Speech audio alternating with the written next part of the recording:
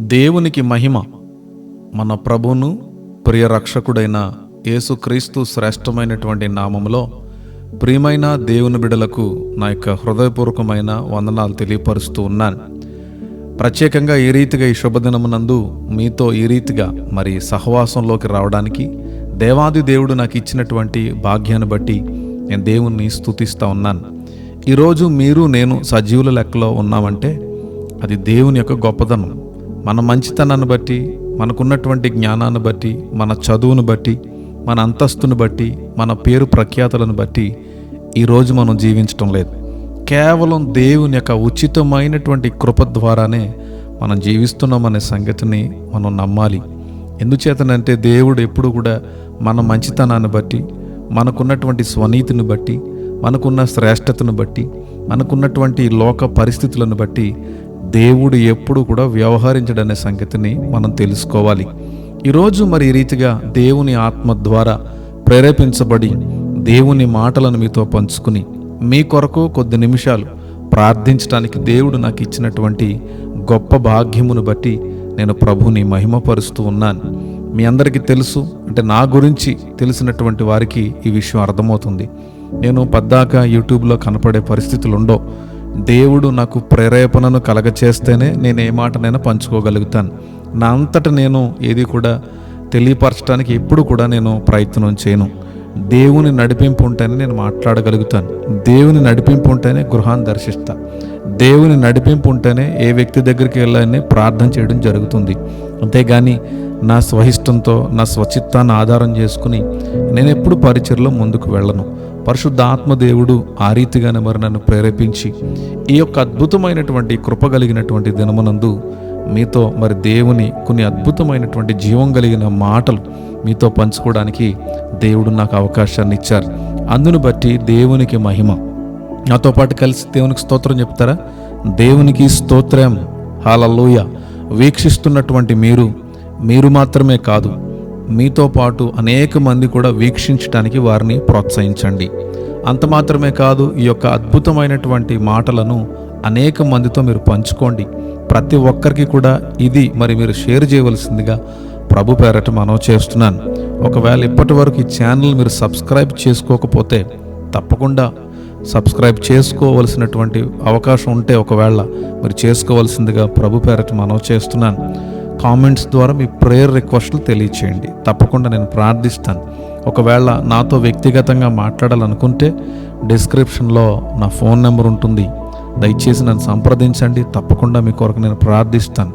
ముఖ్య గమనిక ఏంటంటే, మీరు కాల్ చేసే ముందు నాకు ఒక చిన్న మెసేజ్ పంపించండి. మీ పేరు, మీ ఊరు నాకు టెక్స్ట్ ద్వారా పంపిస్తే నేను చెప్తాను మీరు ఎప్పుడు ఫోన్ కాల్ చేయాలో. అప్పుడు మనం ప్రార్థన పూర్వకంగా మాట్లాడుకోవడం జరుగుతుంది. అంత మాత్రమే కాదు, చాలామంది అడుగుతున్నారు మీ పరిచర్యకి మేము సహకరించాలని ఆశపడుతున్నాం. తప్పకుండా డిస్క్రిప్షన్లో డీటెయిల్స్ ఎప్పుడు పెడతా ఉంటాను నేను. మీరు బహుశా గమనిస్తున్నారో లేదో నాకు తెలియదు, కానీ ఒకసారి దేవుడు ఒకవేళ మీకు ప్రేరేపణను కలగజేస్తాను. బలవంతం ఏమీ లేదండి. నేను ఎప్పుడు కానుకల కోసం ఎప్పుడు కూడా ఏ పరిచర్య నేను చేయలేదు ఇప్పటి వరకు కూడా. ఒకవేళ దేవుడు మీకు ప్రేరేపణ ఇస్తే, ఈ పరిచర్ని మీరు ప్రోత్సహించాలని ఆలోచన మీకు దేవుడు ఇస్తే, ఈ పరిచర్య ద్వారా అనేక ఆత్మలు రక్షింపబడాలి, ఇంకా ఈ పరిచర్ను బలపరచాలని ఆలోచన పరిశుద్ధ ఆత్మదేవుడు మీకు కలగజేస్తే తప్పకుండా ఈ పరిచర్యకు మీ వంతు సహకారాన్ని అందించవలసిందిగా ప్రభు పేరట మనవి చేస్తూ ఉన్నాను. ఎందుకంటే ఇది సువార్త పరిచర్య. సువార్త పరిచర్య అనేది చాలా గొప్పది. చాలామంది మధ్యకాలంలో సువార్త పరిచర్య చేసే వాళ్ళని చాలామంది చులకనగా మాట్లాడుతున్నారు. సంఘం లేదా మీకు? సంఘం కట్టాలి, సంఘం ఖచ్చితంగా ఉండాలి అని చెప్పి మాట్లాడుతున్నారు. నేను సంఘ పరిచర్యను ఎప్పుడూ తక్కువ అంచనాను. ఎందుకంటే సంఘ పరిచర్య అనేది చాలా గొప్ప పరిచర్య. మరి దేవుడు కొంతమందిని ఆలయాలలో పనిచేయటకు ఏర్పాటు చేసుకున్నాడు. కొంతమందిని బలిపీఠాల దగ్గర పరిచర్య చేయడానికి ఏర్పాటు చేసుకున్నాడు. మీరు చదవండి, 1 కొరింథీయులకు రాసినటువంటి పత్రిక 9వ అధ్యాయము 13-14 వచనాలలో సువార్త చేయుటకు అనేక మంది ప్రభు ద్వారానే నియమింపబడి ఉన్నారంట. సువార్త శక్తివంతమైంది. సువార్తను ఎప్పుడు చులకనగా మాట్లాడద్దు. సువార్తలోనే అన్నీ ఉన్నాయి. సువార్తలోనే స్వస్థత, సువార్తలోనే విమోచన, సువార్తలోనే అద్భుతాలు జరుగుతాయి. ఎందుకంటే సువార్త అనేది ఆ యొక్క దైవజనుడు నిలబడి తన గొప్పతనాన్ని గురించి కాదు మాట్లాడుతుంది. యేసుక్రీస్తు ప్రేమను ప్రకటించడం సువార్త. యేసుక్రీస్తు అద్భుతమైన అభిషేకం మరి ప్రకటించడం సువార్త. సువార్తలు ఎన్నో విభాగాలు ఉంటాయి. మరి ఈ సువార్త ద్వారా దేవుడు అనేక మందిని దర్శించాలని, ఈ సువార్త పరిచర్య ద్వారా అనేకమైన కుటుంబాలు, వ్యక్తులు, యవనస్తులు అనేక ప్రాంతాలలో గొప్ప ఉజ్జీవం మండించబడాలని మీ యొక్క అనుదిన ప్రార్థనలో జ్ఞాపకం చేసుకోవాల్సిందిగా ప్రభు పేరట మనం చేస్తూ ఉన్నాను. ఇప్పటికే చాలామంది మా యొక్క పరిచర్య కొరకు వ్యక్తిగతంగా ప్రార్థిస్తున్నారు. అందును బట్టి నేను దేవుణ్ణి స్తుతిస్తున్నాను. చాలామంది అభిప్రాయం కానుకలు ఇస్తేనే సహకరించినట్టు, కానుకిస్తేనే మేము ఆశీర్వదింపబడతామని ఒక ఆలోచనలోకి చాలామంది వెళ్ళిపోతున్నారు. జాగ్రత్తగా వినాలి. కానుక ఇవ్వడం ఎంత గొప్ప విషయమో, పరిచర్య కొరకు ప్రార్థన చేయడం కూడా అంతకంటే గొప్ప విషయం. దేవుడు మీకు శక్తినిస్తే కానుకలు వేయండి, ఇబ్బంది ఏమీ లేదు. వేయలేం కదా, ఇవ్వలేకపోతున్నాం, మీకు సహకరించలేకపోతున్నాం, ఈ పరిచర్యకు మేము ప్రోత్సాహకరంగా ఉండలేకపోతున్నాం, అయ్యో అని అనుకోవద్దు. మీరు ప్రార్థన చేయండి. ఈ యొక్క అద్భుతమైన పరిచర్య, ఈవాంజలిస్ట్ రాజా ద్వారా జరుగుతున్నటువంటి ఈ పరిచర్యలు అనేక మందిని దర్శించాలి, అనేక మంది జీవితాలని కట్టాలి, అనేక మంది బ్రతుకులలో ఆధ్యాత్మికమైనటువంటి చైతన్యం తీసుకుని రావాలని, ప్రభు కార్యం చేయాలని మీరు ప్రార్థించవలసిందిగా ప్రభు పేరట మనం చేస్తూ ఉన్నాను. ఎంతమంది సంతోషంగా ఉన్నారు? సంతోషంగా ఉన్నవారు నాతో పాటు కలిసి హల్లెలూయా చెప్పగలుగుతారా? హల్లెలూయా, దేవునికి స్తోత్రం, హల్లెలూయా. ప్రభునందు ప్రియులారా, ఈరోజు ఒక అద్భుతమైనటువంటి అంశాన్ని మనం మాట్లాడుకుందాం. అంత మాత్రమే కాదు, ప్రార్థనలు ఎక్కువగా ఈరోజు మనం పాల్గొనడానికి ప్రయత్నం చేద్దాం. దయించి ప్రతి ఒక్కరు కూడా ఈరోజు మీకు దేవుడు తెలియజేయబోతున్నటువంటి ప్రతి మాటను కూడా చాలా శ్రద్ధగా విని ప్రార్థనాపూర్వకంగా మీరు దేవునికి సమీపంగా చేర్చబడి ఈ యొక్క వర్తమానం ద్వారా దేవుడు నాతో మాట్లాడుతున్నాడు అనే గొప్ప విశ్వాసాన్ని మీరు కలిగి ఉండాలని మిమ్మల్ని కోరుతా ఉన్నాను. ప్రార్థనాపూర్వకంగా వినండి. ఏ దైవజనుడు మాట్లాడినా, నేననే కాదు, ఏ దైవజనుడు మాట్లాడినా, ఏ ప్రాంతంలో నుండి ఆ దైవజనుడు మాట్లాడినా, ఏ భాషలో మాట్లాడినా, ఒకవేళ మీకు అర్థమయ్యే భాషలో ఏ దైవజనులను మాట్లాడుతూ ఉంటున్నప్పుడు దయచేసి ఆ దైవజనుడు ద్వారా దేవుడు నాతో మాట్లాడుతున్నాడు అనే విధానాన్ని కలిగి ఉండండి. అంతేగాని ఏ దైవజనుడిలో ఏ తప్పు పట్టుకుందాం, ఏ దైవజనుడిని ఎలా అల్లరి చేద్దాం, ఏ దైవజనుడిని ఎక్కడ మనం కించపరిచి మాట్లాడదాం, ఎక్కడ తృణీకరిద్దాం, ఎక్కడ అవహేళన చేద్దాం, ఎక్కడ అవమానిద్దాం అనే ఆలోచనలోకి దయచేసి వెళ్ళొద్దు. దైవజనుల పక్షంగా దేవుడు ఉంటాడు. ఏ దైవజనుడైనా సరే, ఒకవేళ దైవజనుడు తప్పిదాలు, పొరపాట్లు, బలహీనతల్లో ఉంటే దేవునికి వదిలిపెట్టండి, దేవుడు సరిచేస్తారు. అంతేగాని మీరు దయచేసి ఎవరికి కూడా తీర్పు తీర్చే పరిస్థితుల్లోకి వెళ్ళొద్దు. ప్రభువుని వేడుకోండి. ఒకవేళ ఆ దైవజనుడు బలహీనతల్లో ఉంటే ఆ దైవజనుడి కొరకు మీరు భారంగా మీరు ప్రార్థించవలసిందిగా ప్రభు పేరట మనం చేస్తూ ఉన్నాను. మంచిది ప్రియులారా, ఈరోజు మనం స్వస్థతా ప్రార్థన గురించి మాట్లాడుకుందాం కదండి. స్వస్థతలు చాలా ప్రాముఖ్యం. నేను ఒక మాట చెప్పి నా వర్తమానాన్ని నేను ముందుకు తీసుకుని వెళ్ళడానికి ఇష్టపడుతూ ఉన్నాను. దేవుడు కంప్లీట్ ఆయన ఈ లోకానికి మనిషి కుమారుడిగా వచ్చినప్పుడు ఆయన శరీరాన్ని ధరించుకుని వచ్చాడు. ఆయన మరణించిన తర్వాత, జాగ్రత్తగా ఆయన మరణించిన తర్వాత పునరుద్ధానుడు అయ్యింది ఆత్మీయమైనటువంటి స్థితిలోకి. దేవుని ఆత్మశక్తి యేసుక్రీస్తు ప్రభుని అద్భుతమైనటువంటి రీతిలో లేపినట్లుగా దేవుడు సమస్త శక్తిని దేహానికి ఇచ్చాడు, సమస్త శక్తిని ఆత్మకు కూడా ఇచ్చాడు. అంటే స్వస్థత అనేది దేహానికి ఎంత ప్రాముఖ్యమో ఆత్మకు కూడా అంతే ప్రాముఖ్యం. ఆత్మకి ఎంత ప్రాముఖ్యమో దేహమునకు కూడా అంతే ప్రాముఖ్యం. దయచేసి గమనించాలి. అలాగని చెప్పి దేహాన్ని పాడు చేసుకుని ఆత్మీయంగా మేము ఎదుగుతున్నాం అని అనుకోవడం కూడా చాలా బుద్ధిహీనత. మేము శరీరాన్ని నలగొట్టుకుంటున్నాం, శరీరాన్ని మేము కృషింప చేసుకుంటున్నాం. చాలామంది కొంత అంధవిశ్వాసాల్లోకి వెళ్తున్నారు. ఎలాంటి విశ్వాసాలంటే, అనారోగ్యం కలుగుతున్నప్పుడు దేవుడే స్వస్థపరుస్తాడు. ఓకే, స్వస్థపరుస్తాడు కాదని నేను అన్ను. కానీ వాళ్ళకి వైద్యం చేయించుకునే అవకాశం ఉన్నా, మందులు వేసుకునే అవకాశం ఉన్న మందులు వేయకుండా మొండి విధానాలలోకి వెళ్ళి, మరి దేవుడే ఉన్నాడు, దేవుడు మందులు వేసుకోమన్నాడు, మేము దేహాన్ని దేవునికి సమర్పించుకున్నాం, మమ్మల్ని దేవుడే స్వస్థపరుస్తాడని ఒక మూర్ఖపు విధానంలోకి వెళ్ళి దేహాన్ని పాడు చేసుకుంటున్నారు. బాగా వినాలి. ప్రతి ఒక్కరు కూడా హాస్పిటల్కి వెళ్ళాలి. ఏ రోగం వచ్చినా హాస్పిటల్కి వెళ్ళాలి, ట్రీట్మెంట్లు చేయించుకోవాలి. ఏది చేసినా దేవుని మహిమార్థమై దేవుని యందు విశ్వాసంతో మనం చేయాలి. అంతేగాని మనం చిన్న చిన్న విషయాలలో దేహమును మనం పాడు చేసుకుంటున్నాం. మన దేహాన్ని మనం కాపాడుకోవాలి. బైబిల్ ఏం చెప్తుందో తెలుసా? మీరు దేవుని యొక్క ఆత్మకు ఆలయమై ఉన్నారని మీరు ఎరగరా? అంటే this body is the temple of God. దేవుని యొక్క ఆలయం ఇది. దీన్ని మనం కాపాడుకోవాలి, దీన్ని మనం భద్రపరచుకోవాలి. ఎప్పటికప్పుడు నేను అదే చెప్తా, చాలామందికి నేను సూచనలు కూడా ఇస్తా. ఎక్సర్సైజ్ చేయండి, చక్కని డైట్ తీసుకోండి, పాజిటివ్ యాటిట్యూడ్స్తో ఉండండి, దేవుని వాక్యాన్ని ధ్యానించండి, ప్రార్థనలో గడపండి. ఇవేమీ తప్పు కాదు. వర్కౌట్ చేయండి అని ఎన్నిసార్లు చెప్తాం. మరి చాలామంది పాస్టర్లకు చెప్తాను ఈ విషయం. వాకింగ్ చేయండి అయ్యగారు, మంచి డైట్ తీసుకోండి అంటే అబ్బాయి మనకెక్కడ కుదురుద్దండి, విశ్వాసులు మమ్మల్ని ప్రోత్సాహపరుస్తూ ఉంటారు, ఏది పడితే అది పెట్టేస్తారు, తినాలి కదండి, బాధపడతారు కదండి, వాళ్ళు బాధపడతారు కదా అని చెప్పి, వాళ్ళు ఏదో కృంగిపోతారని చెప్పి వాళ్ళని సంతోషపెట్టే ప్రయత్నం మీరు చేస్తే మీ ఆరోగ్యం దెబ్బతింటుందనే సంగతిని మీరు గమనించాలి. సేవకులు ఆరోగ్యంగా ఉండాలి. పరిచర్లు మీరు వెళ్తున్నారు, మీరు ఆరోగ్యంగా ముందుకు వెళ్ళాలి, ఆరోగ్యంగా పరిచర్య చేయాలి. మీరు ఎంత ఆరోగ్యంగా ఉంటే మీ ద్వారా దేవుడు అంత గొప్ప పరిచర్యను జరిగిస్తాడు. దయించి సేవకులనే కాదు, విశ్వాసులు కూడా మీరు ఆరోగ్యంగా ఉండండి. కష్టపడేటప్పుడు కష్టపడండి, ఏది తినాలో అది తినండి, ఎంతవరకు తినాలో అంతవరకే తినండి. మితమీరినటువంటి ఆహారాన్ని దయచేసి మీరు సేవించొద్దు, మీ ఆరోగ్యాన్ని ఇబ్బందుల్లో పెట్టుకోవద్దు. దయచేసి దేవుడిచ్చినటువంటి శక్తిని సద్వినియోగపరుచుకుంటూ దేవుని కృప ద్వారా మీరు ముందుకు వెళ్ళగలిగితే అది ఆశీర్వాదం. మనం ఎప్పుడు కూడా గుడ్డెద్దెల్లి చేలో పడినట్టు ఉండకూడదు. గుడ్డెద్దంట చేలో పడిందంటే వెళ్ళి ఏం దుంతుందో తెలియదు, ఏం పని చేస్తుంది. మన దగ్గర గుడ్డు భక్తి కాదు, మనం గుడ్డిగా వెళ్తున్నాం, విశ్వాసంతో వెళుతున్నాం. విశ్వాసం అనేది బ్యాలెన్సింగ్గా ఉండాలి. ఇటు స్పిరిచువల్ లైఫ్కి, ఇటు ఫిజికల్ లైఫ్కి కూడా అన్ని బ్యాలెన్స్ చేసుకుంటూ దేవుడు మనకు జ్ఞానాన్ని ఇచ్చాడు. ఆ జ్ఞానాన్ని దేవుడు మనకి ఇచ్చినటువంటి జ్ఞానాన్ని చక్కని రీతిలో మనం వినియోగపరచుకోగలిగితే దేవుని కార్యాలు కూడా అద్భుతమైన రీతిలో మనం అనుభవిస్తాం. ఇవన్నీ మీకు ఏమీ తెలియనివి కావు కదా. చాలామంది చిట్కాలు చెప్తారు, ఈ తినండి అవి తినండి అని. నేను అనేది ఏంటంటే, ఏ చిట్కాలన్నా మీరు ఫాలో అవ్వండి, ఆరోగ్యాన్ని మాత్రం మీరు కాపాడుకోండి. దేవునికి ఇవ్వాల్సిన సమయం దేవునికి, మీరు కష్టపడవలసిన సమయంలో కష్టపడడం, తీరిక దొరుకుతున్నప్పుడు ఎక్కువసేపు కూర్చుని కాలక్షేపాలు చేయకుండా 1 గంట 2 గంటలు వ్యాయామం చేయడం నేర్చుకోవాలి. సేవకులు దయచేసి మీరు వ్యాయామాలు చేయండి, ప్రార్థనాపూర్వకంగా చేయండి, మీ దేహాన్ని దృఢంగా పెట్టుకోండి.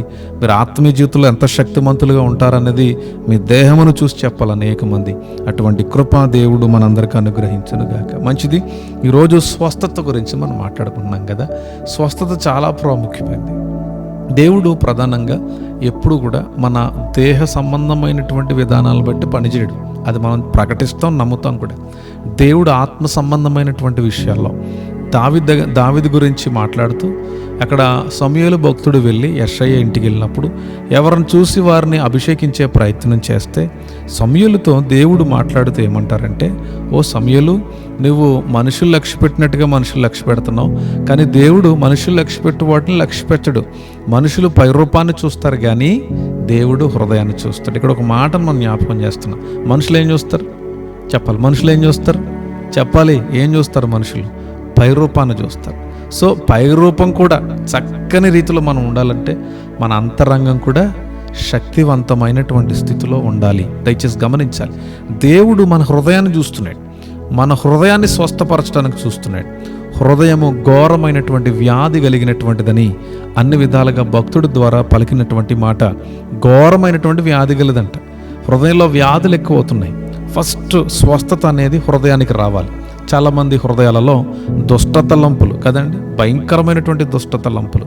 ఈ మధ్యకాలంలో నంద్యాల ప్రాంతంలో జరిగినటువంటి యథార్థ సంఘటన యావత్ ఆంధ్రప్రదేశ్నే కాదు, యావత్ భారతదేశాన్ని అద్భుతమైన భయంకరమైనటువంటి స్థితిలో మరి కుమ్మేసింది కదండి.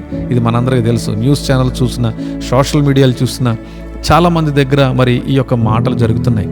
ఒక మైనర్ బాలికని 3 మైనర్ పిల్లలు రేప్ చేసి చంపేశారు. ఎందుకు అని అడిగితే ఎంక్వైరీలు ఏం చెప్పారు తెలుసా? వాళ్ళ 3 గంట పోర్నోగ్రఫీ, అశ్లీల చిత్రాలు చూసే అలవాటు ఉందంట. అశ్లీల చిత్రాల్లో చూసినట్టుగా చెయ్యాలని చెప్పి ప్రయత్నం చేసి ఆ పాపని రేప్ చేసి చంపేశారు. ఇప్పటికీ కూడా ఆ పాప దేహం కనబడలేదు. బాగా వినాలి. ఎందుకు వస్తున్నాయి ఇలాంటి ఆలోచనలు? హృదయము ఘోరమైన వ్యాధి కలిగినటువంటి స్థితిలో హృదయం ఉంటుందనే సంగతిని మనం తెలుసుకోవాలి. నా ప్రభునందు ప్రియులరా, దుష్టుని తలంపులు కదండి, దుష్ట తలంపులు, హృదయంలో దుష్ట తలంపులు, హృదయంలో భయంకరమైనటువంటి తలంపులు, హృదయంలో భయంకరమైనటువంటి ఆలోచనలు, జలస్, మత్సరం, ఈర్ష, క్రోధం, ఎదుటివాడు పతనం కోరుకునే విధానం, ధనాపేక్ష. బాగా వినాలి ఈ మాట, మీకు నేను జ్ఞాపకం చేయాలని అనుకుంటున్నాను, ఎప్పటి నుంచో చెప్పాలనుకుంటున్నాను. ధనాపేక్షకి ధన సంపాదనకి చాలా వ్యత్యాసం ఉంది. ధనాపేక్ష అంటే డిజైరింగ్ మనీ, ధన సంపద అంటే ఎర్నింగ్ మనీ. ఎర్నింగ్ మనీ అనేది చాలా మంచిది. ధనాపేక్ష అంటే బైబిల్లో చూస్తే ధనాపేక్ష సమస్త కీడులకు మూలము. బాగా వినాలి. ధనాపేక్ష అనేది బహు ప్రమాదకరమైనటువంటి స్థితి. ఇది ఎక్కడ పుడుతుందండి? గెహజీకి ఎక్కడ పుట్టింది? ధనాన్ని సంపాదించుకోవాలని. ఎలీషా భక్తుడు ఏమన్నాడు? ప్రవక్త, ధనమును సంపాదించుకొనుటకు ఇది సమయమా? ఇక్కడ జరిగినటువంటి కార్యం ఏంటి? నయామానుకు స్వస్థత జరిగింది. నువ్వు వెళ్ళి ఆ రథము వెనకాల పరిగెత్తుకుని వెళ్ళి ఆ యొక్క బంగారము, వెండి, వజ్రాలు, ధనమును సంపాదించుకొనుటకు ఇది సమయమా? ఏ ధనాపేక్ష కొరకైతే పరిగెత్తుకుని వెళ్ళాడో అదే ధనాపేక్ష వలన కీడును అనుభవించాడు, శాపమును అనుభవించాడు. జాగ్రత్తగా వినాలి. కష్టించి పని చేయడం అంటే అభివృద్ధి చెందుతాడని బైబిల్ చెప్తుంది. కష్టపడి పని చేయాలి, కష్టపడి సంపాదించుకోవాలి, కష్టపడి అన్నిటిని మనం అన్ని విధాలుగా అన్నిటిని పొందుకోవాలి. ధనాపేక్ష, అక్రమమైనటువంటి మార్గాలలో వీటికి స్వస్థత జరగాలి. ఐక్యత లేకపోవడం, అస్వస్థత, ఇలాంటి ఎన్నో ఉన్నాయి. వాటన్నిటి గురించి ఈరోజు పరిశుద్ధాత్మ దేవుడు మనతో మాట్లాడుతున్నారు. అవన్నిటికీ ఒకటే మార్గం, యేసుక్రీస్తు నామమున ప్రార్థించుకోవటం. చాలామంది మాతో మాట్లాడుతూ అంటారు, బ్రదర్ మేము చాలా భయంకరమైన బలహీనతలో ఉంటున్నాం. నేను అంతేగానే అంటే ఎవరైనా మాట్లాడకుండా ఓపెన్గా మాట్లాడమంట. నాతో ఎవరైనా ఫోన్లో మాట్లాడినప్పుడు, లేకపోతే ఎవరితోటైనా నేను సహవాసాలు ఉంటున్నప్పుడు చాలామంది ఇండైరెక్ట్గా మాట్లాడతారు. నాకు అవి నచ్చవు. డైరెక్ట్గా చెప్పండి, మీ ప్రాబ్లం ఏంటి, మీ మనసులో ఎటువంటి గలిబిలు ఉంది, దేని విషయంలో మీరు ఆత్మీయంగా దిగజారిపోతున్నారు, నాకు షేర్ చేయండి. వాటన్నిటి నిమిత్తం మీతో నేను మాట్లాడతాను, ప్రార్థన చేస్తాను. తప్ప ఇంకా దైవ సేవకులకు మన బలహీనతలు చెప్పినప్పుడు ఆ దైవజనులు మన కొరకు ప్రార్థన చేస్తారు. ప్రార్థన చేసినప్పుడు ఖచ్చితంగా మీ పాపాలు ఒప్పింపబడతాయి, మీరు క్షమింపబడతారు. ఖచ్చితంగా మీరు ఆధ్యాత్మికమైన స్వస్థతను అనుభవించడం మాత్రమే కాదు, పరిశుద్ధాత్మ దేవుని యొక్క శక్తిని కూడా మీరు అనుభవిస్తారనే సంగతిని తెలియచేయడానికి నేను ఎంతో సంతోషిస్తూ ఉన్నాను. కొంతమందికి చెప్పుకోవడానికి సిగ్గు, పంచుకోవడానికి సిగ్గు కాదు, అది ఈగో. చాలామంది సిగ్గుగా ఫీల్ అవుతారు. సిగ్గు వేరండి, అవమానంగా ఫీల్ అవడం వేరు. కొంతమంది ఈగో, చెప్పడమా, ఈయనకి చెప్తే ఏమైపోతారో ఏంటో. ప్రపంచమంతా తెలిసిపోవచ్చు నీ గురించి, ప్రపంచమంతా నీ గురించి చెడు మాట్లాడుకోవచ్చు, కానీ సేవకులకు మాత్రం నీ గురించి నువ్వు చెప్పుకోవడానికి ఎంత అవమానంగా భావిస్తావో, దానివల్ల జరిగే నష్టాలు ఎంత భయంకరంగా ఉంటాయి తెలుసా? సేవకుడికి చెప్పుకుంటే ఎవరికి చెప్పుకున్నట్టండి? దేవునికి చెప్పుకున్నట్టు. సేవకుడు ఎవరి పక్షంగా నిలబడి నీతో మాట్లాడుతున్నాడండి? దేవుని పక్షంగా నిలబడి మీతో మాట్లాడుతున్నాడు. అటువంటి సేవకులు మీతో మాట్లాడుతున్నప్పుడు, పరిశుద్ధాత్మ ప్రేరణ చేత దైవజనులు మీతో మాట్లాడుతున్నప్పుడు అది మీకు ఎంత ఆశీర్వాదకరం అండి. ఈ మధ్యకాలంలో ఒక ఆవిడ నాతో మాట్లాడుతుంటుంది, మా అబ్బాయికి నేను మా కుటుంబ సభ్యులతో పాటు మీరు కూడా చులకన అయిపోయారండి అయ్యగారు అంటుంది. నేను అన్నాను, అమ్మ మీరు చులకనయ్యారంటే మీరు తల్లి, వాడు తమ్ముడు చులకనయ్యారంటే వాడు తమ్ముడు కాబట్టి, నేను చులకనయ్యానంటే వాడికే శాపం అమ్మ అది. ఎందుకంటే నేను ఎవరిని? దైవజనుడిని. నేను ఎవరి పక్షంగా మాట్లాడతాను? దేవుని పక్షంగా మాట్లాడతాను. మీకు ఏమి ఇవ్వాలి? నేను బ్లెస్సింగ్స్ ఇవ్వాలి. బ్లెస్సింగ్స్ ఇవ్వాలంటే మీ బలహీనతలు ఏంటో కూడా నేను చెప్పాలి. దేవుని ఆశీర్వాదాలు రావాలంటే మీలో ఏమున్నాయో వాటిని సరిచేసుకోవాలి మీరైనా నేనైనా. సో ఏ దైవజనుడైనా మాట్లాడుతున్నప్పుడు ఈ దైవజనుడు చెప్తే నేను వినడం ఏంటని చులకనగా తీసుకున్నాడు అనుకోండమ్మా, అది ఎవరికి ఆశీర్వాదకరం కాదు, ఆ వ్యక్తిగా ఆశీర్వాదకరం కాదు. దయచేసి వినాలి. ఏ సేవకుడైనా దేవుని ప్రేమ చేత మీకు ఏదైనా బోధిస్తున్నప్పుడు అది మీరు దాన్ని పొందుకోవాలి. దేవుడు ఈ సేవకుడి ద్వారా నాతో మాట్లాడుతున్నాడు, ఈ సేవకుడి ద్వారా నన్ను దేవుడు దర్శిస్తున్నాడు, నన్ను గుణపరచడానికి ఈ సేవకుడిని లేవనెత్తాడు. ఎంత గొప్ప విషయం అండి. బేత్షెబతో పాపం చేసిన తర్వాత ఆయన ఏం తెలియనట్టు పరిపాలన కొనసాగిస్తున్నాడు. నాతాను ప్రవక్త వచ్చి హెచ్చరించినప్పుడు, నీవే మనుష్యుడవు, నువ్వు మరణానికి యోగ్యుడు అని ప్రకటించినప్పుడు నువ్వెంత, నీ జీవితం ఎంత అని దావీదు ఆ నాతాను ప్రవక్తను విభేదించలేదండి. తన రాజరికాన్ని వదిలిపెట్టి, తన అధికారాన్ని పక్కన పెట్టి, తన కిరీటాన్ని పక్కన పెట్టి, అనకూడదు కానీ అంగలార్చి ప్రభు సన్నిధిలో పశ్చాత్తాపపడి తిరిగి నూతన శక్తిని పొందుకున్నాడు. ఒక సేవకుడు వచ్చి మనల్ని హెచ్చరిస్తున్నప్పుడు, మనల్ని గద్దిస్తున్నప్పుడు మనకు అటువంటి స్వస్థత జరగాలని ప్రభువు మాట్లాడుతున్నారు. నీ జీవితంలో, నీ హృదయంలో జరగవలసినటువంటి స్వస్థత జరగకుండా దేహ సంబంధమైనటువంటి స్వస్థత జరగాలనుకోవడం కూడా బహుజ్ఞానం. మనం రెండో అంశంలోకి వెళ్దాం. మరి అలాగన్నప్పుడు మరి చాలామంది అన్యులకి దేవుడు కార్యాలు చేస్తున్నాడు కదా, చాలామంది మరి విశ్వాసం లేకుండానే వారు స్వస్థతలు పొందుకుంటున్నారు కదా, మరి అలాంటప్పుడు మాకెందుకు చేయరు అనేది చాలామంది ప్రశ్న. చాలా సంతోషం, మంచి ప్రశ్న కదా. ఇట్లనే కొంతమంది అలా మీటింగులకు వచ్చి ఉట్టనే టక్కని స్వస్థ పొందుకుంటారు. వాళ్ళకి దేవుడి గురించి తెలియదు, బాప్తీసం ఉండదు, రక్షణ ఉండదు, వాక్యమే తెలియదు. కానీ అద్భుతమైన రీతిలో వారు చేరిన వెంటనే ఆశ్చర్యకరమైనటువంటి రీతిలో స్వస్థతలు జరుగుతున్నాయి. నేను కూడా చూసా, చాలా సభల్లో చూసా. అప్పటి వరకు వాళ్ళు దేవుడిని నమ్ముకోరు, దేవుడు అంటే ఏదో జరుగుతుందిలే, ఏం చూద్దామని చెప్పి అక్కడికి వచ్చి ఒక వేడుక చూద్దామని అనుకుని వచ్చిన వాళ్ళ జీవితంలో అద్భుతమైనటువంటి కార్యాలు దేవుడు జరిగించారు. మరి అదేంటండి అయ్యగారు అని మీరు నన్ను అడగొచ్చు. అదేంటన్నా మరి వాళ్ళు చేస్తాడు దేవుడు. ఎందుకంటే అద్భుతం వారి జీవితంలో జరిగించి దేవుడును నేనే అని నిరూపించుకుని ఆ వ్యక్తిని దేవుడు తనకు సమీపంగా చేర్చుకోవడానికి దేవుడు కొన్ని అద్భుతాలు వారు ప్రార్థించకపోయినా దేవుడు జరిగిస్తాడు. కానీ ఒక విషయాన్ని మనం జ్ఞాపకం చేసుకోవాలి. దేవునికి మొరపెట్టకపోయినా, ప్రార్థించకపోయినా, విశ్వసించకపోయినా దేవుడు ఉపకారం చేసేవాడై ఉన్నాడన్న సంగతిని మనం నమ్మాలి. అది అన్యులైనా, క్రైస్తవేతరులైనా, మతోన్మాదులైనా, ఎవరైనా దేవుని ప్రేమను రుచి చూడవలసిందే. ఎందుకంటే ప్రతి ఒక్కరి జీవితంలో దేవుడు అద్భుతం చేస్తాడు, చేసి తీరతాడు. ఎందుకంటే ప్రతి ఒక్కరు రక్షింపబడాలి, ప్రతి ఒక్కరు విశ్వాసంలో ఎదగాలి, ప్రతి ఒక్కరు జీవంతో నింపబడాలి, నిజరక్షకుడిని తెలుసుకోవాలి, సత్యాన్ని తెలుసుకోవాలి అన్నది దేవుని యొక్క ముఖ్య ఉద్దేశం. అందుకనే దేవుడు అద్భుతాలతో, సూచన కార్యాలతో అనేక మందిని ఆకర్షిస్తూ ఉంటాడు. ఆకర్షించిన తర్వాత వారిలోకి వెళ్ళవలసిందేటో తెలుసా? దేవుని వాక్యం వెళ్ళాలి, దేవుని శక్తిని వారు అనుభవించాలి. చాలామందిని మేము ఎదుర్కొన్నాం ఈ మధ్య కాలంలో. నేను చాలా పల్లెటూరులు తిరుగుతూ ఉంటాను.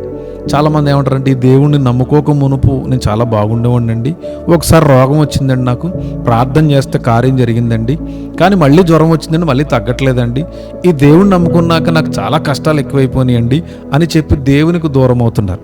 ఎందుకు తెలుసా వాళ్ళ దూరం అవుతున్నారు? వారి ఇల్లు ఇసుక మీద కట్టబడింది, వారి ఇల్లు ఇసుక మీద కట్టబడింది. ఈరోజు దేవుడు సేవకుడిని ఎన్నుకుంది ఇసుక మీద కట్టడానికి కాదు, బండ మీద కట్టాలి. క్రీస్తు అనే బండ మీద ప్రతి ఒక్కరి జీవితం కట్టబడాలి, వాక్యంతో నింపబడాలి, విశ్వాసంతో నింపబడాలి, నిరీక్షణతో నింపబడాలి, ప్రేమతో నింపబడాలి.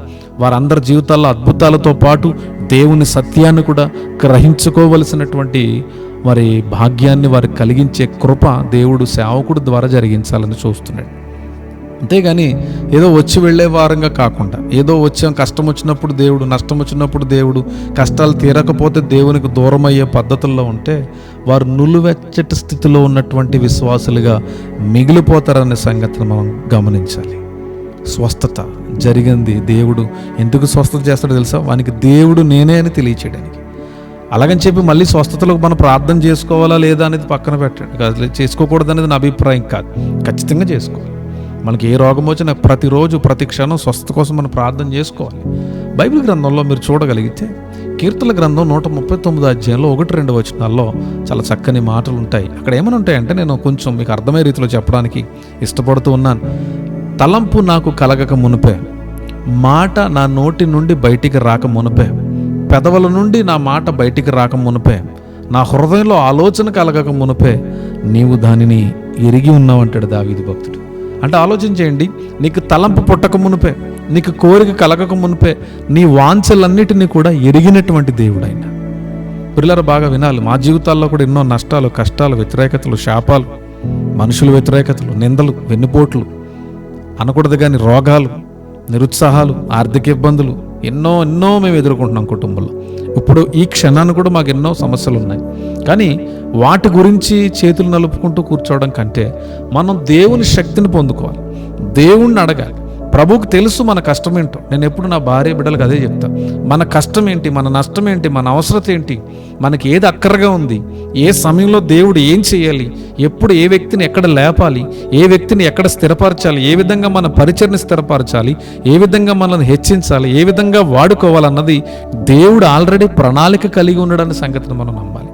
విశ్వాసంలో ఇటువంటి అద్భుతమైనటువంటి ఆధ్యాత్మికమైన పరిపక్వత కావాలి. అంటే స్పిరిచువల్ మెచ్యూరిటీతో కూడినటువంటి ఆత్మ సంబంధమైనటువంటి వారంగా మనం ఉండాలని ప్రభు కోరుతున్నాడు. అంతేగాని కష్టాలు, నష్టాలు, బాధలు, వ్యాధులు వచ్చినప్పుడు మనం దూరంగా వెళ్ళే వారంగా ఉండడానికి వీలేదు. అలజడులు అంటే అలజడులు, శ్రమలన్నిట్లు మనల్ని వాటి నుండి కొట్టుకుంటూ ఎవరి దగ్గరికి రావాలి తెలుసా? క్రీస్తు పాదాల దగ్గరికి రావాలి. బాగా వినాలి, బాగా వినాలి. సింహాల బోన్లో ఉన్నప్పుడు దానియేలు సింహాలను చూసి భయపడలే. తిమింగలం కడుపులోకి వెళ్ళిపోయిన తర్వాత యోనా తిమింగలాన్ని చూసి భయపడలే. పౌలు శీలను తీసుకుని వెళ్ళి రోమా చెరసాల్లో వేసినప్పుడు ఆ బంధకాలకి వారు భయపడలే. యేసుక్రీస్తు ప్రభు సెలవు మోస్తున్నప్పుడు, మేకులు కొట్టించుకుంటున్నప్పుడు, ముండ్ల కిరీటాన్ని పెట్టించుకుంటున్నప్పుడు, కొరడా దెబ్బలు కొట్టినప్పుడు, నిందితుడని అన్ని విధాలుగా ఆయన మీద తప్పుడు తీర్పును తీరుస్తున్నప్పుడు ఆయన భయపడలే. అపోస్తులు చూడండి, ధైర్యంగా దేవుని సువార్తను ప్రకటించగలిగారు. నిందింపబడతామని తెలుసు, వెలివేయబడతామని తెలుసు, శిక్ష పడుతుందని తెలుసు, మరణానికి వెళుతున్నామని తెలుసు, కానీ రొమ్ము విరిచి ప్రభు కొరకు నిలబడగలిగారు. అటువంటి ఆత్మీయుల కోసం దేవుడు ఎదురు చూస్తున్నాడు. అంతేగాని రోగానికి, నిందకి, పోరాటానికి భయపడి అన్ని విధాలుగా ఎప్పుడు చేసే ప్రార్థన, ఎప్పుడు ఒకటే ప్రార్థన, ఎవరైనా స్వస్థపరచొద్దని నేను అడగను, కానీ కేవలం స్వస్థతల కోసం దేవుని దగ్గర రావటం, కేవలం అద్భుతాల కోసం దేవుని దగ్గర రావడం. అద్భుతాలు అనేవి ఎవరికి తెలుసా? మనందరికీ అద్భుతాలే కాదని నన్ను, ప్రాముఖ్యంగా నూతనంగా దేవుణ్ణి తెలుసుకుంటున్నటువంటి వారి జీవితంలో దేవుని అద్భుతాలు జరిగించి వారిని దేవుడు సమీపంగా మార్చుకోవాలి. హెబ్రీయులకు రాసిన పత్రికలో 6వ అధ్యాయం మీరు చదవండి. అందులో ఒక మాట ఉంటుంది తెలుసా? మీరు వయసును బట్టి చూస్తే బోధకులై ఉన్నారు, కానీ మీకు బలమైనటువంటి ఆహారాన్ని పెట్టాలని ఉంది, కానీ మీరు ఇంకా పాలు తాగుతున్నటువంటి పిల్లల వరే మీరు ఉన్నారు, పిల్ల చేష్టలు చేస్తున్నారు. అందుకనే పౌలు గారు అంటాడు, నేను పిల్లవాడినే ఉన్నప్పుడు పిల్ల చేష్టలు చేశాను, పెద్దవాడిని ఉన్నప్పుడు పిల్ల చేష్టలు మానితిని అన్నాడు. ఆత్మీయ జీవితంలో ఎదుగుతున్నప్పుడు పరిపక్వత ఎప్పుడు ఒకటే రీతిలో ఉండకూడదు. మన ఆత్మీయత ఎప్పటికప్పుడు మన ఆత్మీయత ఎదుగుతూ ఉండాలి, అభివృద్ధి చెందుతూ ఉండాలి. అలాగని చెప్పి మీరు ఆశీర్వాదాలు అనుభవించకూడదు, అద్భుతాలు చూడకూడదు, ఈ లోకల్ ఐశ్వర్యాన్ని అనుభవించకూడదు అన్నది నా బోధ కానే కాదు. నేను పరిశుద్ధాత్మను నమ్ముతాను, పరిశుద్ధాత్మ వరాలను నమ్ముతాను, భాషలను నమ్ముతాను, ప్రవచనాలను నమ్ముతాను, సూచక కార్యాలను నమ్ముతాను. ఖచ్చితంగా వీటిని అనుభవించాలి, పొందుకోవాలి. పరిశుద్ధాత్మ నింపుదల్లోకి మనం రావాలి. అంత మాత్రమే కాదు, పరిశుద్ధాత్మ దేవుడు చేసే అద్భుతమైనటువంటి పరిచర్య ఏంటో తెలుసా? క్రీస్తు ప్రభువుని ఒప్పింపజేస్తాడు. పరిశుద్ధాత్మ దేవుడు పరిచర్య చేసే మొట్టమొదటి పరిచర్య యేసుక్రీస్తు దేవుడిని ఒప్పిస్తాడు. నీలో పరిశుద్ధాత్మ ఉన్నప్పుడు యేసుక్రీస్తు దేవుడిని ప్రకటిస్తాం. పరిశుద్ధాత్మ నీలో ఉన్నప్పుడు ఖచ్చితంగా యేసుక్రీస్తు దేవుడిని ఒప్పుకుంటాం. సో ఈ విషయాలన్నీ కూడా మీరు గమనించి జ్ఞాపకానికి పెట్టుకుని, కొరంథీ సంఘంతో అంటాడు ఈ మాట, పరిశుద్ధాత్మ మీ మీద ఉన్నప్పుడు, పరిశుద్ధాత్మ దేవుడు మనలో ఉన్నప్పుడు. కొరంథీలకు రాసిన 12వ అధ్యాయం మొత్తం మీరు చదవండి. అక్కడ ఒక మాట అంటాడు, పరిశుద్ధాత్మ దేవుడు చేసే పరిచర్య ఏంటి తెలుసు? యేసుక్రీస్తు దేవుడిని ఒప్పింపచేస్తుంది. యేసుక్రీస్తు దేవుడిని ఒప్పింపచేస్తుంది. పరిశుద్ధాత్ముడు యేసుక్రీస్తు దేవుడిని ఒప్పింపచేసిన తర్వాత ఎక్కడ ప్రభువాత్మ విస్తరింపబడుతుందో అక్కడ స్వతంత్రాన్ని కలగజేస్తాడు దేవుడు. అది ఏ రకమైనటువంటి బంధకమైన, అది రోగమైన, శాపమైన, నిందైన, సంకెళ్ళైన, బంధకాలైన, పోరాటాలైన పరిశుద్ధాత్మ ద్వారా యేసుక్రీస్తు ప్రభు నామం ప్రకటింపబడుతున్న చోట ఖచ్చితంగా దేవుడు అద్భుతాలు చేసి తీరతాడు యేసుక్రీస్తు నామంలో. ఆమెన్ చెప్పాలి అందరూ కూడా. Amen, amen, amen. మీరు యేసుక్రీస్తు దేవుడిని ఒప్పుకోండి, ఎందుకు స్వస్థత జరగదు? యేసుక్రీస్తుకి ప్రధానమైనటువంటి స్థానాన్ని మీ హృదయంలో ఇవ్వండి. స్వస్థతకి ఇస్తున్నారు హృదయంలో కదా, స్వస్థతకి. యేసు ప్రభు వాక్యాన్ని నమ్మినంతగా అసలు మనం దేన్ని నమ్మకూడదు. కొంతమందిని నేను చూస్తూ ఉంటాను, చాలా విచారించవలసినటువంటి పరిస్థితులండి. ఎంత విచారం అంటే నిజంగా నేను చాలా వేదనతో చెప్తున్నాను ఈ మాటలు. క్రైస్తవులు మంచి రోజులు చూసుకుని వివాహాలు చేసుకుంటున్నారండి. ఏమనాలండి అలాంటి వాళ్ళని? క్రైస్తవులు మంచి రోజులు చూసుకుని వివాహాలు చేసుకుంటున్నారు. ఎవరో చెప్తే ఆ రోజు చేయడం. క్రైస్తవులు వాస్తులు చూస్తున్నారు. క్రైస్తవులు అని నేను చూసేవాళ్ళని విమర్శించడంలే. వాళ్ళు చూసేది వాళ్ళు నమ్మేది వాళ్ళకి కరెక్ట్. ఎందుకంటే వాళ్ళు క్రైస్తవేతరులు కాబట్టి, యేసు ప్రభుని వారు నమ్మరు కాబట్టి వాళ్ళు కరెక్ట్. యేసుక్రీస్తుని నమ్మి, యేసుక్రీస్తు రక్షకుడని మరి విశ్వసించి సంఘాలకు వెళ్ళి ఈ వాస్తులు చూసేవాళ్ళందరూ మరి పాటలు ఎంత గట్టిగా పాడతారో తెలుసు. అంత ఏళ్ళే. ఎంత విచారించవలసినటువంటి పరిస్థితి అండి. పెళ్లి రోజులు చూస్తావు మంచి రోజులు, గృహప్రవేశాలకు మంచి రోజులు చూస్తావు. ఎక్కడికైనా వెళ్ళాలంటే ఒక ఆవిడ చెప్తున్నాడు, మరి ప్రార్థనా పుర్రాలు ముగ్గురు వెళ్ళకండి, ఇద్దరు వెళ్ళండి, ముగ్గురు వెళ్తే పనులు అవ్వంట. ఏవేవో చేయటం, బల్లి మీద పడితే స్నానాలు చేయటం, ఇవన్నీ రకరకాల పనులు.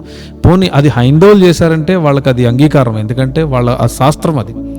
మనకు అది లేదండి. మన ధర్మం వేరు. మనం ఆధారపడుతుంది దేవుని మీద, మనం వెంబడిస్తుంది వాక్యం మీద. సో అటువంటివి నుండి మనకు స్వస్థత రావాలి. మూఢనమ్మకాల నుంచి స్వస్థత రావాలి. అక్రమ సంబంధాల నుంచి స్వస్థత రావాలి. మీలో జారత్వం ఉందని వదంతి గలదంటుంది బైబిల్లో. ఒక తండ్రి భార్యను ఒక కుమారుడు ఉంచుకున్నాడని వదంతి మీలో ఉంది, అట్టివారు మీలో ఉన్నారని చెప్తుంది. చాలామంది అడుగుతూ ఉంటారు నన్ను, బ్రదర్ వ్యభిచారానికి జారత్వానికి తేడా ఏంటని. జారత్వం అంటే ఇదే, ఇలాంటివి చేయడమే. ఇంట్లో అక్రమ సంబంధాలు, ఒక ఇంట్లోనే అక్రమ సంబంధాలు, ఒక బంధువుల్లోనే అక్రమ సంబంధాలు, ఇవన్నీ నేను చెప్పుకుంటూ పోతే చాలా దూరం వెళ్తుంది. జారత్వం అంటే ఎంత భయంకరమైందంటే అది ఒక డెవిల్ స్పిరిట్. అది దయచేసి అటువంటి వాటి నుంచి మనకు స్వస్థతను దేవుడు ఇవ్వాలి. దేవుడు హృదయాన్ని మారుస్తాడండి. మేము ఏం చెప్తున్నామండి? మందు తాగొద్దని చెప్తాం, మద్యం సేవించొద్దని చెప్తాం, మాదక ద్రవ్యాల జోలికి వెళ్ళొద్దని చెప్తాం, సిగరెట్లు కాల్చొద్దంటాం, గుట్టకాలు తినొద్దంటాం. కానీ ఏం తప్పే ఉంది? మానేమనేగా చెప్పేది. ఎందుకు మీ దేహాన్ని పాడు చేసుకోవడం? ఎందుకు దేహాన్ని పాడు చేసుకోవడం? క్రైస్తవులు అయ్యుండి మీరు సంఘాలకు వెళ్ళి సంఘంలో వాక్యం విని సంఘ పెద్దలుగా పిలిపించుకుని మందు తాగుతారా మీరు? అసలు సిగ్గుందా మీకు? అసలు బుద్ధి జ్ఞానం ఉందా మీకు? అసలు అనకూడదు కానీ ఆత్మీయులైనా మీరు?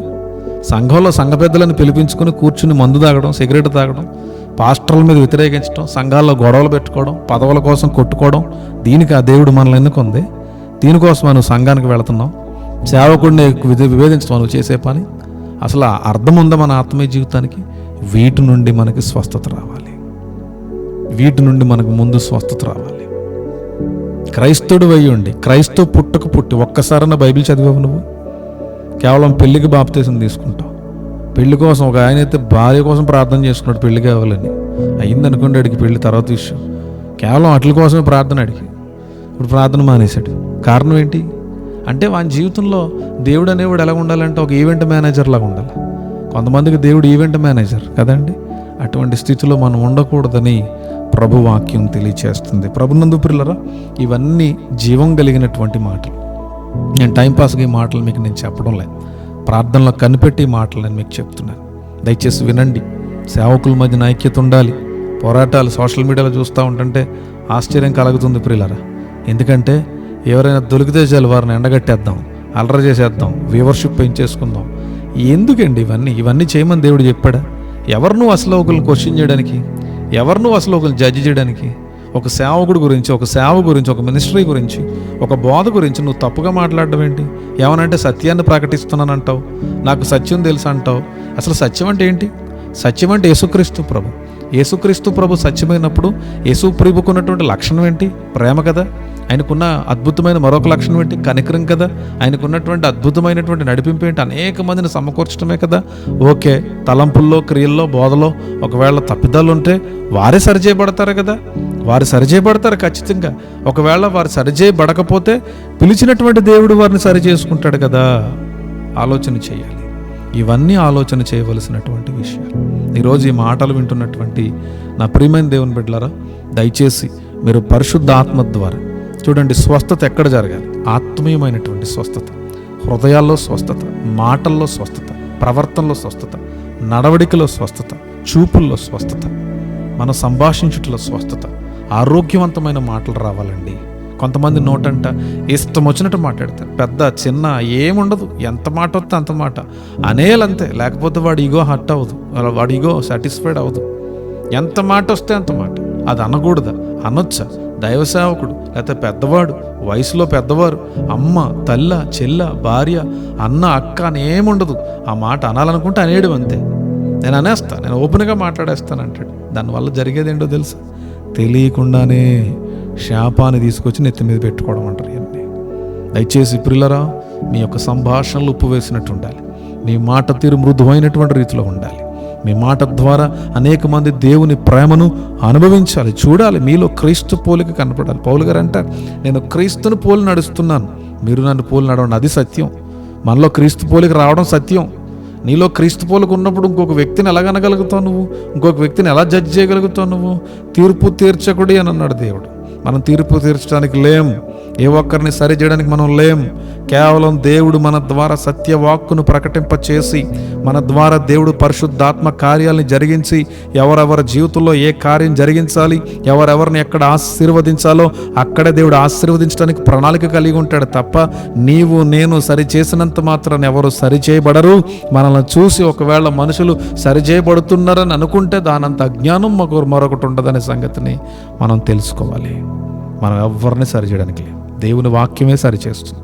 దేవుని వాక్యం ఔషధం, దేవుని వాక్యం జీవం, దేవుని వాక్యం శక్తివంతమైంది. దేవుని వాక్య ఔషధం ఎందుకన్నాను? ప్రతి ఒక్కటిని స్వస్థపరచగలదు. ఈ మాటలు వింటున్నటువంటి నీవు ఒకవేళ భౌతికమైనటువంటి అస్వస్థతను అనుభవిస్తున్నావేమో, కుదరనటువంటి రోగంతో నువ్వు ఉన్నావేమో, కుదరనటువంటి వ్యాధుల చేత నీ యొక్క దేహం అంతా కూడా ఇబ్బంది పడుతుందేమో, దేవుని వాక్యము ఔషధమైంది. దేవుని వాక్యము శక్తివంతమైంది. ఏ చేతబడి చెల్లంగి చెరిపి శక్తులు, మాంత్రిక తాంత్రిక శక్తులతో, ఏ విధమైన దయ్యపు శక్తులతో, అపవాది శక్తులతో నువ్వు పట్టి పీడింపబడుతున్న దేవుని వాక్యము నిన్ను విడుదల చేయబోతుందనే సంగతి నువ్వు నమ్మాలి. దేవుని వాక్యం అద్భుతమైంది. యాకోబు రాసినటువంటి పత్రికలో 5వ అధ్యాయంలో 14, 15, 16 వచనాలు మీరు చూడగలిగితే, తీరుకున్నప్పుడు చూడండి, ఎవరికైనా రోగం ఉంటే వాడు పెద్దలను పిలిపించి వాని మీద నూనె రాసి ప్రభు నామమున వారు ప్రార్థించాలి. విశ్వాస సహితమైనటువంటి ప్రార్థన ఆ రోగిని స్వస్థపరుస్తుంది. బాగా వినాలి. ఒకవేళ వాడు పాపం చేసి ఉన్నట్లయితే వాడి పాపములు క్షమించబడతాయి. మీరు వచనంలో చూడొచ్చు, వాడు పాప క్షమాపణ అడుగుతాడు. అందుకనే అంటాడు, మీరు ఒకరితో ఒకడు మీ పాపములను ఒప్పుకోండి. నూనె రాసి ప్రార్థన చేయడం అంటే నూనెలో ఏం లేదండోయ్. బాగా వినాలి. నూనె అనేది కేవలం నీ విశ్వాసాన్ని ఇండికేట్ చేయడానికి మాత్రమే, నీ విశ్వాసాన్ని ఆపరేట్ చేయడానికి మాత్రమే.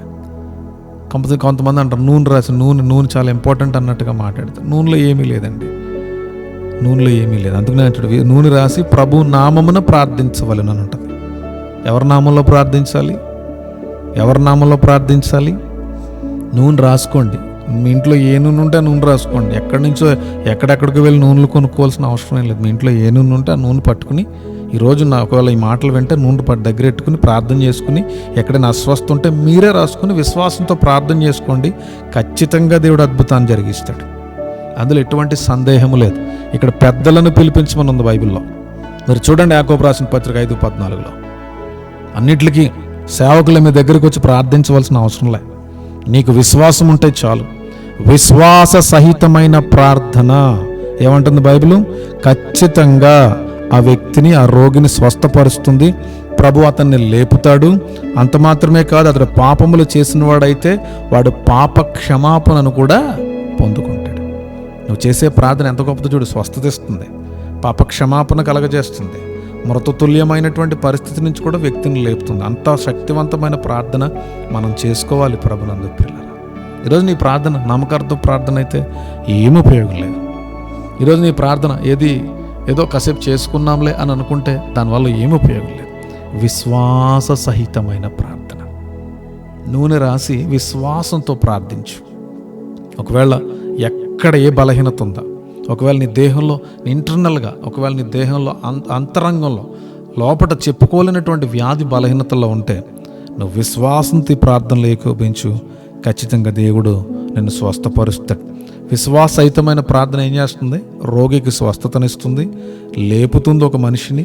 అంత మాత్రమే కాదు, పాప క్షమాపణను కలగజేస్తుందనే సంగతిని మనం నమ్మాలి. సో కావున ఈరోజు ఈ కృపగలిగిన సమయంలో సత్యాన్ని గ్రహించి, సత్యమైనటువంటి యేసుక్రీస్తు ప్రభుని, నేనే మార్గమును జీవమును సత్యము, నేనే మార్గం సత్యం జీవమని చెప్పినటువంటి యేసుక్రీస్తు ప్రభు మీద మనం ఆధారపడాలి. ఆయనే మార్గం, ఆయనే సత్యం, ఆయనే జీవం అని ఎప్పుడైతే మనం నమ్ముతామో ఖచ్చితంగా దేవుడు తన కార్యాన్ని జరిగిస్తాడు. సత్యమన్నా ఆయనే, జీవమన్నా ఆయనే, మార్గమన్నా ఆయనే. ఆయనను తెలుసుకోవడమే మన జీవితంలో. ఆయనను ఎప్పుడైతే పొందుకుంటామో, ఆయనను పొందుకున్నటువంటి మనము, ఆయన నామంలో రక్షణ పొందినటువంటి మనము, బాప్తీసాన్ని పొందినటువంటి మనము, ఆయన నామంలో పరిశుద్ధాత్మను పొందుకున్నటువంటి మనము, పరిశుద్ధాత్మ ద్వారా మనం ప్రార్థించగలిగినప్పుడు దేవుడు తన కార్యాన్ని మన పక్షంగా జరిగించగలిగినటువంటి దేవుడు ప్రభునందు ప్రియదేవుని బిడ్డలారా. ఈరోజు ఏ పరిస్థితుల్లో ఉన్నా ఈ యొక్క ప్రార్థనలను ఏకీపించు. ప్రార్థనాపూర్వకంగా ఈ మాటలు విను. ప్రభు మీద ఆధారపడు. ప్రభుని ఆధారం చేసుకో. ఇప్పటివరకు ఎవరి మీద ఆధారపడ్డావు? కళ్ళు మూసుకుని మాటలు వినాలి. ఎవరి మీద ఆధారపడ్డావు? ఎవరి మీద నీ మనసును కేంద్రం చేసావు? వ్యక్తుల మీద, పరిస్థితుల మీద, డినామినేషన్ల మీద, ఈ లోక విధానాల మీద, ఈ లోక పరిస్థితులను వెంబడించుకుంటూ నాకు స్వస్థత లేదు, అద్భుతం లేదు, విడుదల లేదు, క్షేమం లేదు, అభివృద్ధి లేదు, సమృద్ధి లేదని ఒకవేళ దిగులు పడుతూ ఈ మాటలను వింటున్నావేమో, విశ్వాస సహితంగా నువ్వు ప్రార్థించు. నువ్వు ప్రార్థించడమే కాదు, నీ ప్రార్థనలో విశ్వాసం ఉండాలి. నీ ప్రార్థనలో విశ్వాసం లేకుండా ఎంత చక్కని మాటలు మాట్లాడినా ఉపయోగం ఏమీ లేదు. నీలో విశ్వాసం, నీలో నిరీక్షణ, నీలో ప్రేమ లేనప్పుడు నువ్వు ఎంతగా బాగా మాట్లాడినా, నీ ఉద్దేశాలు సరిగా లేనప్పుడు నీ ప్రార్థన వినడానికి ఎంత బాగున్నా నీ జీవితంలో కార్యాన్ని అనుభవించలేవు. ప్రభు నీ వైపు చూస్తున్నాడు, ప్రభు నిన్ను దర్శిస్తున్నాడు, ప్రభు నిన్ను అన్ని విధాలుగా ప్రేమిస్తున్నాడు. లోబడినొల్ల నీ ప్రజల వైపు దినమెల్లా తన హస్తాలను చాచి ప్రభు పిలుస్తున్నటువంటి పిలుపుకు నువ్వు చేరి ప్రభు అనుగ్రహిస్తున్నటువంటి ప్రేమను, కృపను నువ్వు పొందుకోగలిగితే ప్రభు నీ జీవితంలో గొప్ప కార్యాన్ని జరిగిస్తాడు. ప్రభునందు ప్రియులారా, ఈరోజు ప్రార్థనలు ఏగుపించు ప్రార్థిద్దాం. ఏ వ్యాధితో ఉన్నా నువ్వు ప్రార్థించు, ఏ బలహీనతలోనూ నువ్వు ప్రార్థించు. ఆర్థిక ఇబ్బందులతో సతమతమైపోతున్నావేమో, కుటుంబ తగాదాలు, భార్య భర్తల మధ్యన విభేదాలు, మనశ్శాంతి లేనటువంటి పరిస్థితులు, అప్పులు, బాధలు, వ్యతిరేకతలు, బ్యాంక్ లోన్స్, ఎవరెవరికి ఏ జవాబు చెప్పాలో తెలియనటువంటి పరిస్థితుల్లో ఈ మాటలను వింటున్నావేమో. దేవుడు నీ జీవితంలో కార్యం జరిగిస్తున్నాడు. దేవుడు నిన్ను లేవనెత్తుతున్నాడు. నువ్వు ఉన్న చోటనే విశ్వసించు.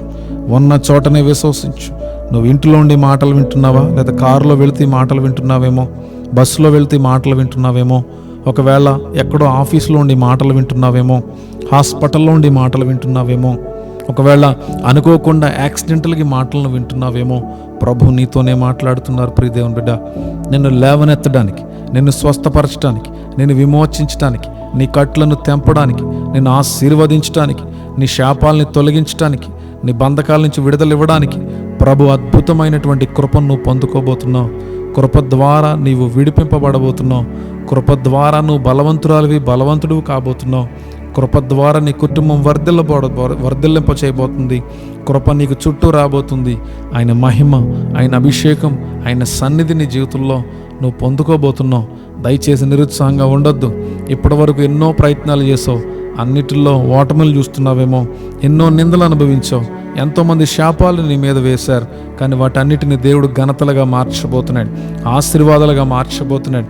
కుదరనటువంటి రోగాలు, ఇంకెప్పటికీ నీ రోగం కుదరదు, నువ్వు బ్రతకడం అసాధ్యమని డాక్టర్లు ప్రస్తావన చేశారేమో.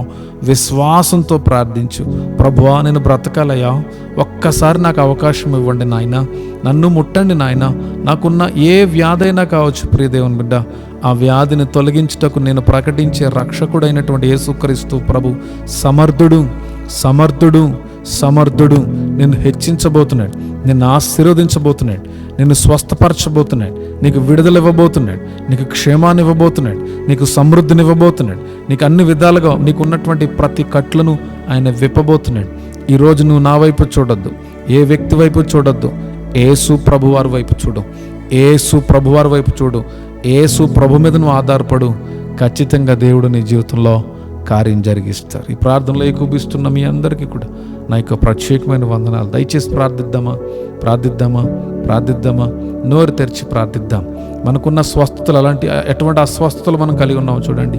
హృదయంలో భయంకరమైన పాపాలు, చెడ్డ తలంపుల నుండి స్వస్థత, చెడ్డ చూపుల నుంచి స్వస్థత, చెడ్డ మాటల నుంచి స్వస్థత, చెడ్డ నడవడిక నుంచి స్వస్థత, మత్సరం నుంచి స్వస్థత, అసూయ నుండి స్వస్థత, వ్యభిచార తలంపుల నుంచి స్వస్థత, జారత్వం నుంచి స్వస్థత, బూతు మాటల నుంచి స్వస్థత, చెడ్డ అలవాట్ల నుంచి స్వస్థత, విడుదల జరగాలి యేసుక్రీస్తునామములో. అంత మాత్రమే కాదు, మన దేహం మీద ఉన్నటువంటి రోగాలు, కుదరని వ్యాధులు, బంధకాలు, దీర్ఘకాల వ్యాధులు, శ్రమలు, ఎన్నో గాయాలు, వాటన్నిటి నుండి యేసుక్రీస్తు ప్రభు స్వస్థత కలుగజేయునుగాక. ఆమెన్. ప్రతి ఒక్కరు కూడా ఈ ప్రార్థనలు ఏకీభవిస్తున్నందుకే మీకు వందనాలు తెలియజేస్తున్నాను. ప్రార్థిద్దామా? చిన్ని ప్రార్థన చేసుకుని ఈ యొక్క అద్భుతమైనటువంటి సమయాన్ని మనం ముగిద్దాం. ప్రార్థన. పరిశుద్ధుడైన తండ్రి, మీకు వందనాలు. ఈ శ్రేష్టమైన సమయంలో మీరు చెప్పమన్నటువంటి మాటలు నేను తెలియపరిచాను. ప్రతి ఒక్కరి జీవితంలో ఆత్మీయమైనటువంటి స్వస్థత, భౌతికమైనటువంటి స్వస్థతను అనుగ్రహిస్తున్నందుకై మీకు వేలాది స్తుతులు, స్తోత్రాలు చెల్లిస్తున్నాం. ప్రతి ఒక్కరిని ఆశీర్వదించండి, దీవించండి. ప్రతి ఒక్కరి మీద మీ యొక్క జీవాన్ని విడుదల చేయండి, మీ శక్తిని విడుదల చేయండి, మీ యొక్క అభిషేకమును విడుదల చేయండి, మీ రక్త ప్రోక్షణను కలగజేసి మీ నామానికి మహిమను తెచ్చుకున్నామని మీరు ఏ మాటలైతే మీ సేవకుని ద్వారా తెలియపరిచారో ప్రతి ఒక్కరు కూడా ఆ మాటలను గ్రహించి ఆ మాటల ప్రకారంగా జీవించి మీ ఆత్మ ద్వారా ముందు కొనసాగడానికి సహాయం చేయమని, మీరు మహిమను పొందమని సహాయం చేయమని యేసుక్రీస్తు నామమునందు స్తుతించి ప్రార్థించి ఈ ప్రార్థన మనవులన్నిటినీ అడిగి పొంది ఉన్న మా ప్రియ పరమ తండ్రి. ఆమెన్. ఆమెన్. మన పరమ తండ్రి అయిన దేవుని యొక్క ప్రేమ, కుమారుడైన యేసుక్రీస్తు వారి యొక్క కృప, పరిశుద్ధాత్మ దేవుని యొక్క అన్యోన్యమైనటువంటి సహవాసము, ప్రార్థించినటువంటి అంశములకును, ముఖ్యంగా మా ప్రియులు వారి కుటుంబాలకు, వారి యొక్క పరిస్థితులకు సర్వదా సదాకాలము తోడై ఉండి నడిపించును గాక. Amen, amen, amen. దేవుడు మిమ్ములను, మీ కుటుంబాలను బహుగా దీవించి ఆశీర్వదించును గాక. ఆమెన్.